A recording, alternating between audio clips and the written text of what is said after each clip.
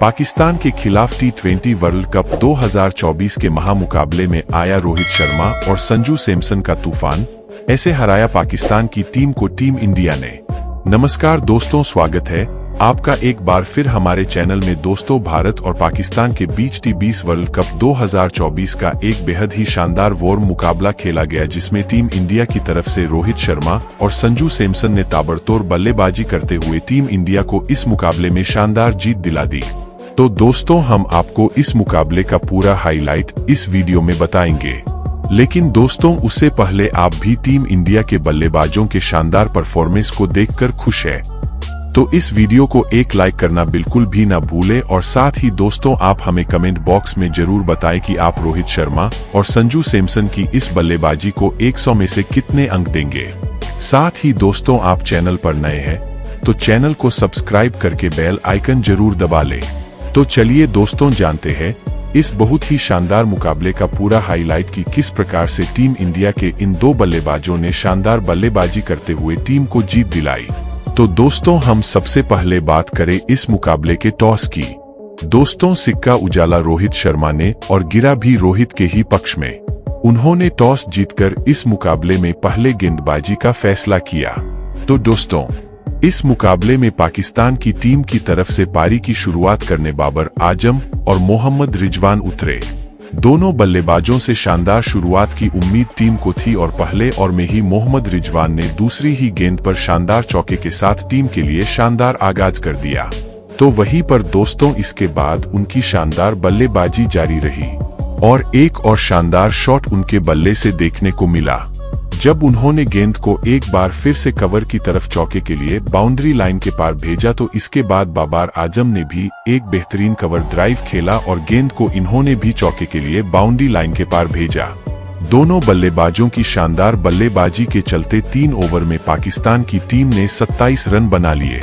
इसके बाद यहां पर चौथे ओवर में मोहम्मद सिराज की गेंद पर एक और चौका स्क्वाडले की तरफ लगाने में कामयाब हुए।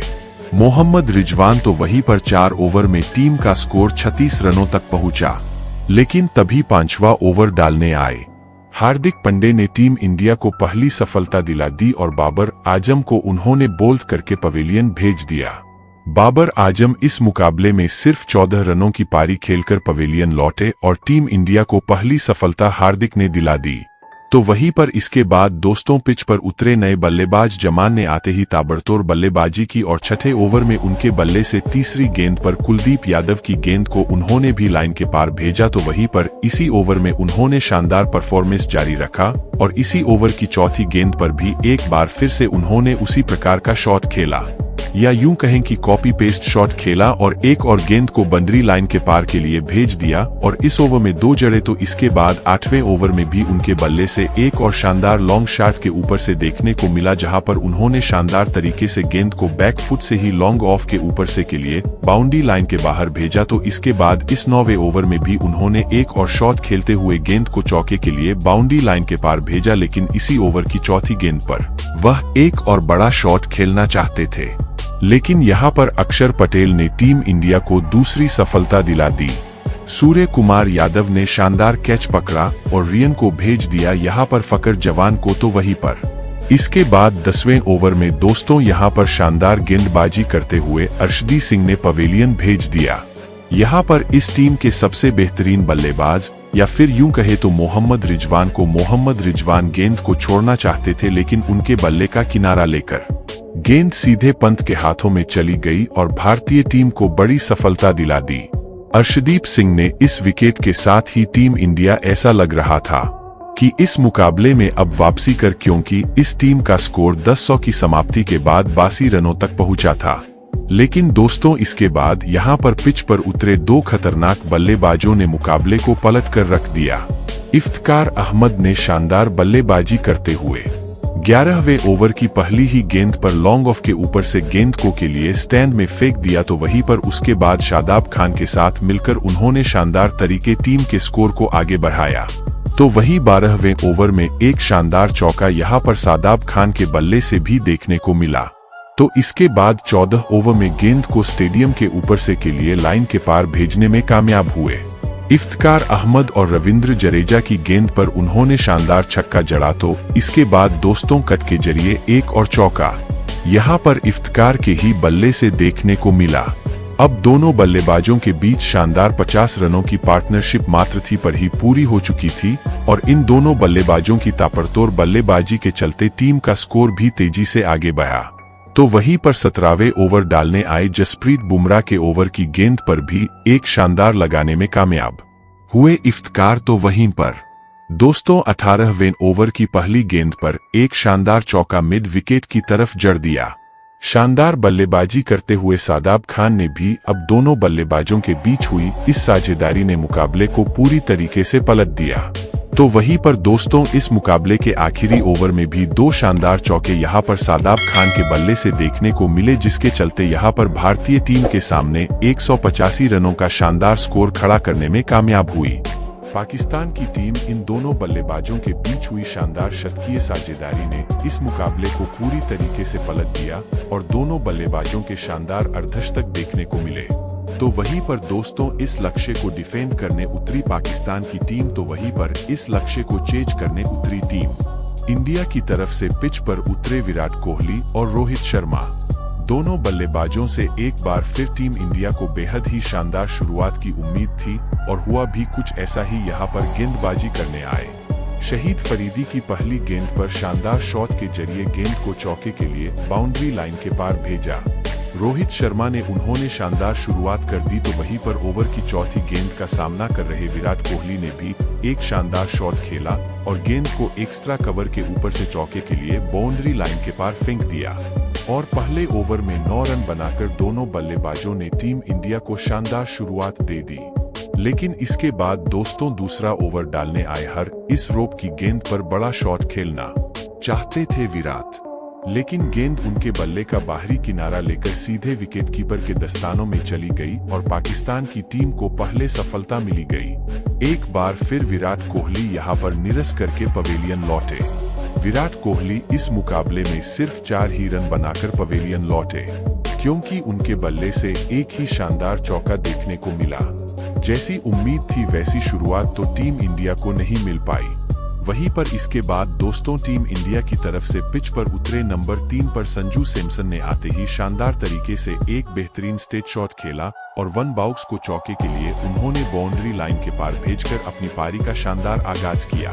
तो वहीं पर इसके बाद दोस्तों यहां पर तीसरे ओवर की तीसरी गेंद पर रोहित शर्मा ने भी एक बार फिर से एक्स्ट्रा कवर के ऊपर से गेंद को उड़ाया और इन्होंने भी बाउंड्री पर एक बार फिर गेंद को चौके के लिए भेज दिया।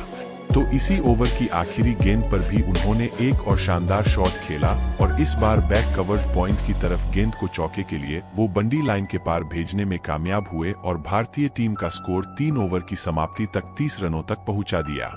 तो वहीं पर इसके बाद दोस्तों चौथे ओवर डालने आए मोहम्मद आमिर की गेंद पर मिड विकेट की तरफ शानदार चौका लगाने में कामयाब हुए संजू सैमसन, जहां पर उन्होंने एक फ्लिक शॉट के जरिए गेंद को चौके के लिए बाउंड्री लाइन के पार भेजा। तो इसके बाद दोस्तों संजू सैमसन ने इसी ओवर में एक और शानदार कट शॉट खेला।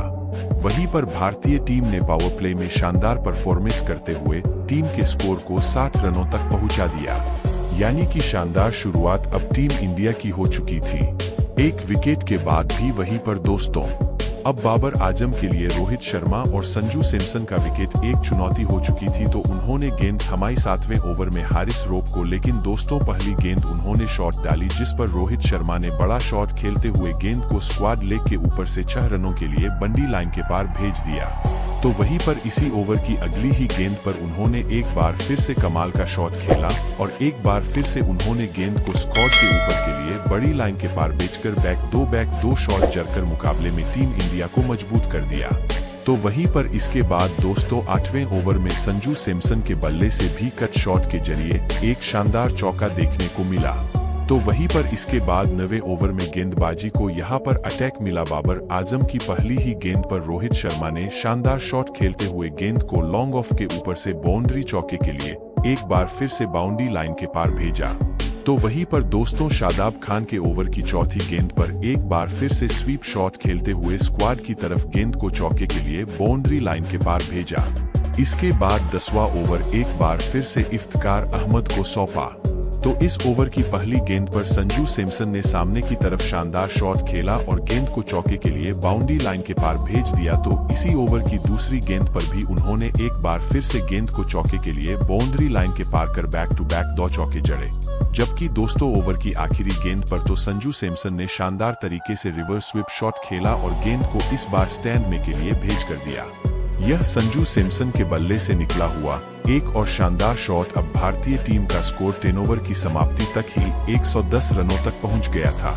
इसके बाद दोस्तों 11वें ओवर की दूसरी गेंद पर रोहित शर्मा ने शानदार तरीके से सिंगल के साथ अपना बेहतरीन अर्धशतक पूरा कर लिया। अब भारतीय टीम ने इस ओवर में 5 रन बनाए, जिसके चलते 11 ओवर की समाप्ति के बाद 115 रन टीम का स्कोर हो चुका था।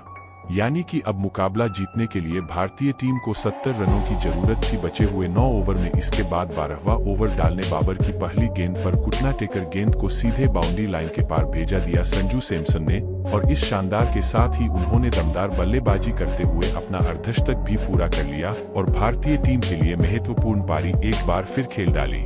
लेकिन दोस्तों इसी ओवर की तीसरी गेंद पर भी उन्होंने नो लुक शॉट खेला और गेंद को शानदार तरीके से स्किड के ऊपर से बाउंड्री लाइन के ऊपर भेजा। इसके बाद इसी ओवर की चौथी गेंद पर भी एक बार फिर से शानदार शॉट देखने को मिला और एक और उन्होंने शॉट जड़ दिया और इस ओवर में शानदार बल्लेबाजी करते हुए उन्होंने 3 शॉट जड़े।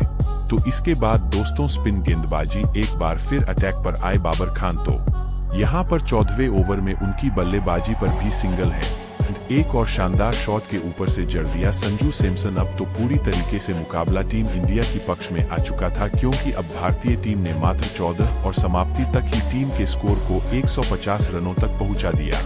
यानी कि बचे हुए 6 ओवर में टीम इंडिया को अब मात्र जरूरत थी 36 रनों की। लेकिन तभी दोस्तों और संजू सैमसन ने शानदार शॉट खेलते हुए गेंद को एक बार फिर से रिवर्स कप शॉट के जरिए के लिए बाउंड्री लाइन के पार भेजकर एक और शानदार शॉट खेला। तो वहीं पर इसके बाद शर्मा ने भी 16वें ओवर की आखिरी गेंद पर एक और शानदार जड़ा। अब भारतीय टीम का स्कोर 170 रनों तक पहुंच गया था। दोनों बल्लेबाज कमाल की बल्लेबाजी कर रहे थे तभी दोस्तों और 18वां ओवर डालने आए इस टीम की तरफ से नसीम शाह। तो उनकी पहली गेंद पर रोहित शर्मा ने पुल शॉट खेलते हुए गेंद को फुल शॉट के लिए बाउंड्री लाइन के पार भेजा। तो वहीं पर दोस्तों ओवर की अगली ही गेंद पर उन्होंने एक बार फिर से शानदार शॉट खेला और एक बार फिर से गेंद को के लिए बाउंड्री लाइन के पार भेज दिया। अब मुकाबला पकड़ में था, यानी कि दोस्तों सिर्फ एक हिट दूर थी टीम इंडिया, और ये कारनामा भी रोहित शर्मा ने इसी ओवर में कर दिया और एक शानदार शॉट के जरिए चौके के साथ ही टीम इंडिया को उन्होंने शानदार जीत दिला दी। तो दोस्तों आपको भारतीय टीम के इन दोनों बल्लेबाजों का यह तूफानी परफॉर्मेंस कैसा लगा, आप हमें अपनी राय कमेंट बॉक्स में जरूर दें और इन खिलाड़ियों के लिए इस वीडियो को एक लाइक जरूर कर दें। धन्यवाद दोस्तों।